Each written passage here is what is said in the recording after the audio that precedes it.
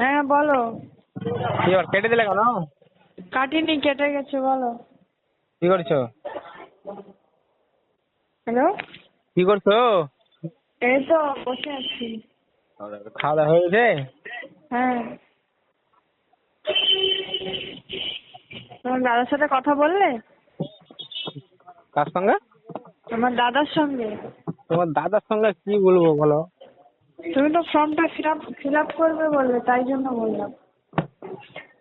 Form fill up করার জন্য? হ্যাঁ। হ্যালো। হ্যাঁ শুনতে পাচ্ছি। বলছি ফর্মটা ফিল আপ করবে বললে তো। এ তো করবো বলেছিলাম, গাড়ি চালাচ্ছি তো তাই একটু মানে ব্যস্ত ছিল। এখন ফ্রি আছো? ফ্রি আছি, তোমার একটু চায়ের দোকানের দিকে গেছিলাম, গাড়ি চালাচ্ছি, বাড়ি যাচ্ছি, এখন বাড়ি গিয়ে ফ্রি হবো। তো ফর্মটা ফিল আপ করে নাও। তুমি এখন আছো কোথায়? আমি এখানে আছি, আমি বেরোবো এবার, বুঝতে পারলে, তার জন্য বলছি। তো তোমার নাম্বার কোনটা? দুটো নাম্বার তো দেখতে পাচ্ছি। হ্যাঁ, আমার দুটোই নাম্বার। এই দুটো নাম্বার ফোন করে তোমাকে পাবো নাকি? হ্যাঁ। তাহলে ভাই একটা কথা বলে দিই, কাজের ব্যাপারে কথা থাকলে ফোনটা করবে, না তো বেকার ফোন করো না। তোমার বউ আমাকে যা শুনিয়েছে, তোমার সাথে আমার কথা বলতেই ইচ্ছা হয় না। আমার বউ শোনা, আমি কিছু বলেছি? না, তোমার সাথে আমার কোনো সম্পর্ক নেই। তুমি কাজের ব্যাপারে যদি নাম রেজিস্ট্রেশন করাতে চাও তাহলে কন্ট্যাক্ট করো, না তো এমনি ফালতু কন্ট্যাক্ট করো না। কেমন কথা বলছো? সম্পর্ক মানে সম্পর্ক না থাকলে সম্পর্ক করা যাবে না?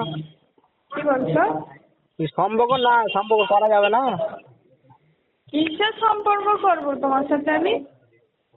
কেন, অনেক কিছু সম্পর্ক করা হবে, করলেই হবে। তো তোমার বউ সন্দেহ করে তোমাকে, ঠিকই করে তাহলে। কি? তোমার বউ যে সন্দেহ করে ঠিকই করে। তোমার মুর্শিদাবাদের ছেলেরা এমনই হয়। হ্যাঁ,